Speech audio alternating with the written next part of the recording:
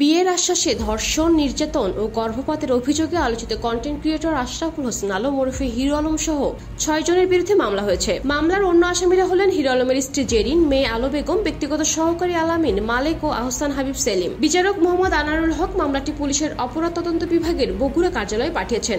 বগুড়ার court inspector Mosaddek Hossain এ তথ্য নিশ্চিত করেছেন।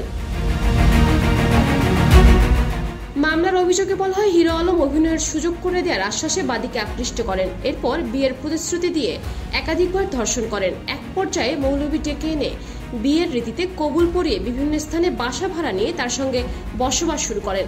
বাদীর কাছ থেকে শর্ট ফিল্ম তৈরির কথা বলে 15 লাখ টাকা ধারও নেন হিরো আলম। এ বিষয়ে বাদী জানান, বিয়ের কাবিন করার জন্য চাপ দিলে 18 এপ্রিল হিরো আলম তাকে বগুড়ার বাড়িতে নিয়ে যান এবং গর্ভের সন্তান নষ্ট করতে বলেন। তিনি রাজি না হয়ে 21 এপ্রিল অন্যান্য আসামি তাকে মারধর করেন।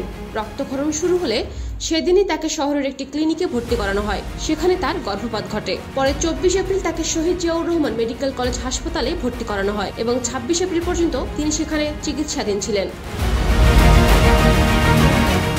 অভিযোগ সম্পর্কে হিরো আলম বলেন, আমি ওই নারীকে চিনি না, আমাকে হয়রানি করতে মিথ্যা মামলা করা হয়েছে।